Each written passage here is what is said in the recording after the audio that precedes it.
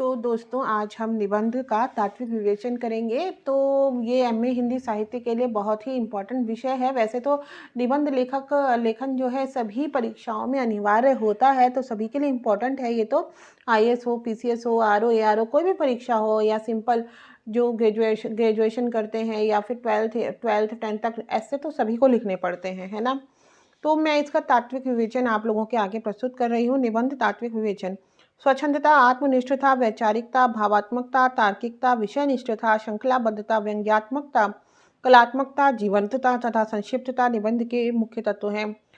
स्वच्छंदता: वैयक्तिकता के कारण निबंध लेखन में स्वच्छंदता आना स्वाभाविक है, किंतु स्वच्छंदता का आशय विशृंखलता नहीं है। आचार्य रामचंद्र शुक्ल के अनुसार निबंध लेखक अपने मन की प्रवृत्ति के अनुसार स्वच्छंद गति से इधर उधर फूटी हुई सूत्र शाखाओं पर विचरता हुआ चलता है।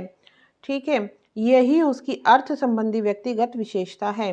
निबंध लेखक जिधर चलता है उधर अपनी संपूर्ण मानसिकता सत्ता के साथ, अर्थात बुद्धि तथा भावात्मक हृदय दोनों लिए हुए, जो करुण प्रकृति के हैं, उनका मन किसी बात को लेकर अर्थ संबंध सूत्र पकड़े हुए करुण स्थलों की ओर झुकता और गंभीर वेदना का अनुभव करता चलता है।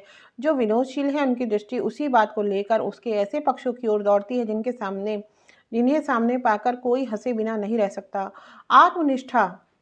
आत्मनिष्ठता: निबंध में लेखक अपने व्यक्तिगत विचारों एवं हृदयगत भावों की अभिव्यक्ति करता है।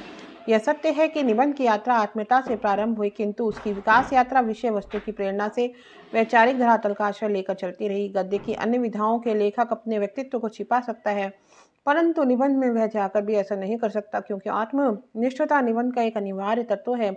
यही कारण है कि निबंध में लेखक का व्यक्तित्व इस प्रकार भासित होता है जैसे निर्मल जलाशय में आकाश।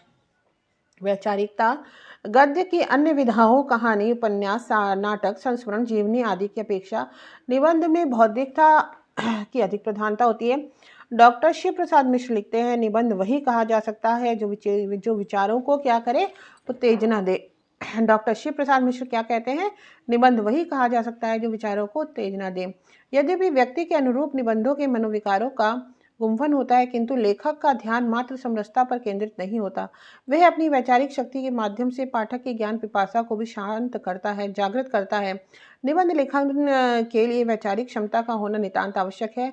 आचार्य रामचंद्र शुक्ल विचारात्मकता को निबंध का जो है आवश्यक तत्व मानते हैं। रामचंद्र शुक्ल जी, यही कारण है कि उन्होंने अधिकांश निबंध विश्लेषणात्मक शैली में लिखे हैं। उदाहरण के लिए उनके भय निबंध की कुछ पंक्तियां प्रस्तुत हैं। भय की इस वासना का परिहार क्रमशः होता चलता है। ज्यों ज्यों वह नाना रूपों में अभ्यस्त होता जाता है,